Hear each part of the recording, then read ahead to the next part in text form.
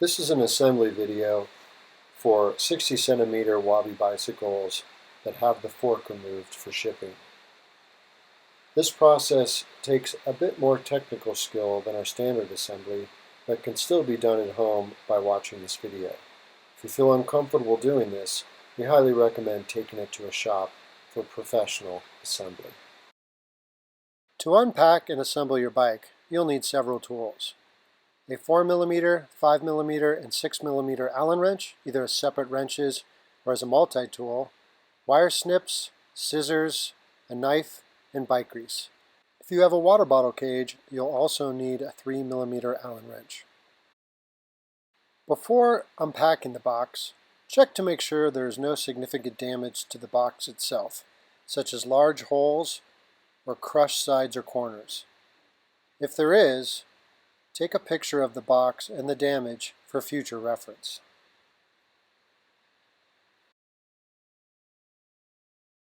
To open the box, use your scissors or a utility knife to cut the tape along the top of the box to start.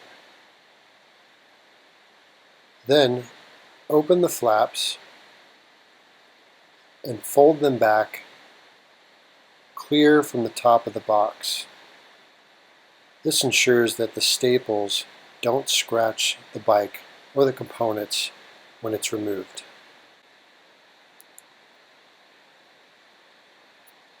After the box is opened, first remove the installation card and tubing sticker.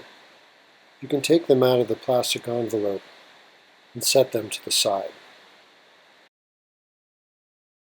Next, remove the other contents on the top of the box, including the saddle and pedals, and also set those to the side.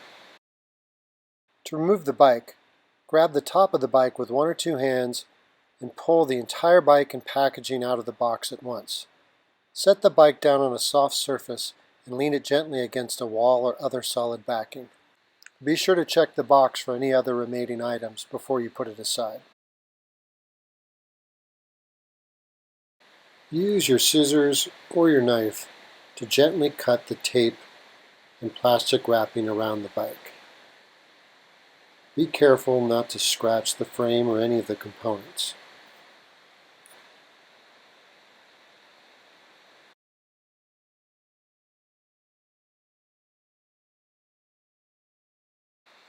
Take care when unpacking the bike.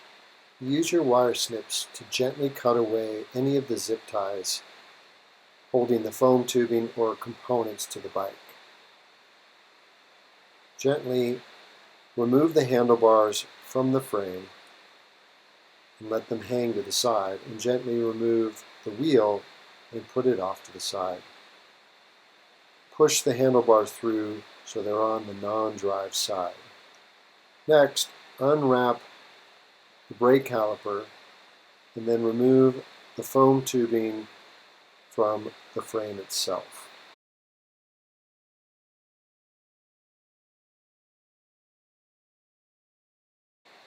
Unpack the fork from the fork box. Carefully remove the bubble wrap and any plastic wrapping and lay the fork down flat on a table or work surface. To start, all the loose components of the headset assembly come on the fork steer tube in the order that they should be installed. First, using a 6mm Allen wrench, remove the stem cap bolt at the top of the fork and then place the bolt and cap on the table. Remember to keep things in order for future reference. Next, remove the spacers, the headset cap, compression ring, and then the bearing cartridge and place them on the table. Leave the second cartridge and the rubber ring on the fork. To make sure you understand how it all goes together, let's review the headset assembly overall. When your bike arrives, the headset cups will have already been installed in the head tube, and the crown race will have been installed on the bottom of the steer tube of the fork. The first component is the rubber ring. It goes on top of the crown race, the metal ring at the bottom of the tube. The next component is the bottom bearing cartridge. Be sure the chamfered edge is facing upward as it fits into the headset cup on the bottom of the head tube. The fork is now inserted into the head tube from the bottom. Once it is installed, push it up into the tube. Next, you install the top bearing cartridge. This time the chamfer edge is facing downward to fit in the cup. Next, the headset top cap and compression ring. These assemblies will snap into place on top of the headset cup itself. Next come the spacers. Be sure to leave one thin spacer aside for the rest of the assembly. Now, slide the stem onto the steer tube itself. Use the last spacer between the stem cap bolt and the stem, and then screw in the stem cap bolt into the top.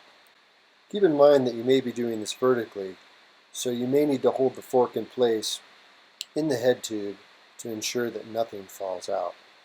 Also keep in mind that the stem cap bolt will only get tightened just enough to prevent movement of the fork in the head tube. It doesn't need to be cranked down. Once the bike is unbacked, it's time to assemble. The first step is to prep for the fork insertion. Grease the top and bottom headset cups before inserting the fork. Next, install the fork into the head tube with the rubber ring and bottom bearing cartridge already installed on the steer tube.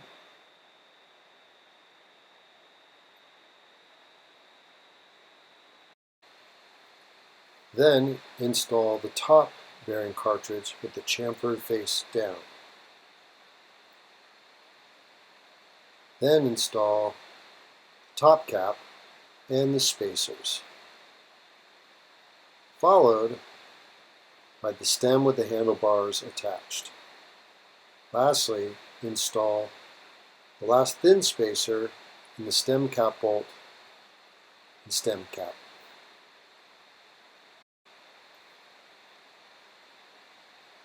Use an Allen wrench to gently tighten the bolt to just finger tight. Next, install the front brake caliper. First, remove the brake mounting bolt from the back of the brake.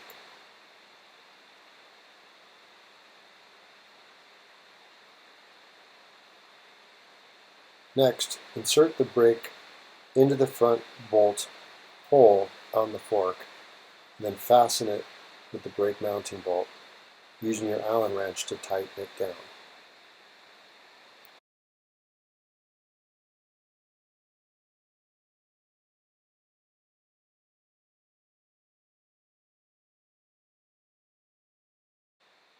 Next, install the front wheel. First, loosen the wheel bolts so the wheel can slide into the front fork dropouts. Next, insert the wheel into the dropouts. Now, tighten the quick release on the brake and then see if the brakes are centered on the wheel itself. Now, tighten the wheel bolts on the front wheel.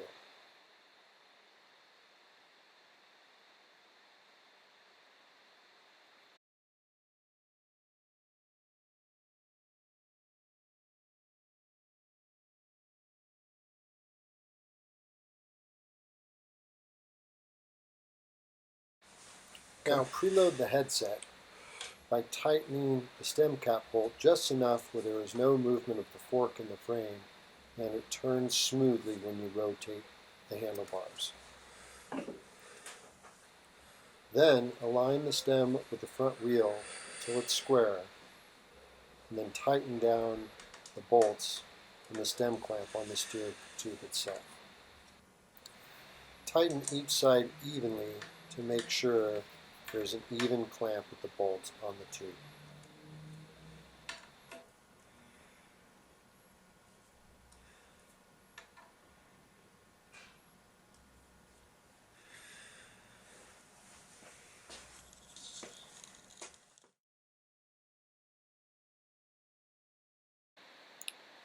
Before installing the saddle, use your 5mm wrench to loosen the seat binder bolt. Remember to always loosen it on the drive side. Next, grease the seat post and grease the interior of the seat tube. This is important to prevent seizing later. Now, insert the seat post into the seat tube.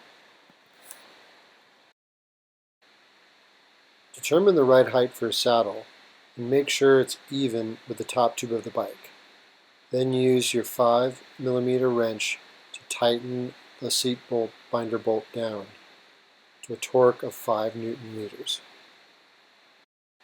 When installing pedals, be sure you install the correct pedal on the correct side of the bike. Each pedal is marked as either left or right. The left pedal goes on the left side or the non-drive side of the bike. First, grease the spindle. Next, thread the pedal spindle so it goes counterclockwise, not clockwise. This is important for the left pedal. Next, use your 6 mm wrench and tighten down the pedal from the back side of the crank.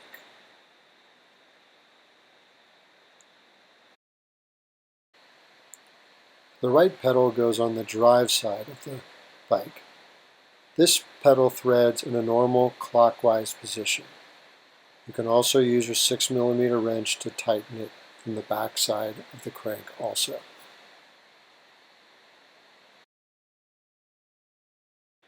Finalize your handlebar position by centering them and finding the correct angle, and then tightening down the faceplate bolts. Next, pump up your tires to your desired PSI.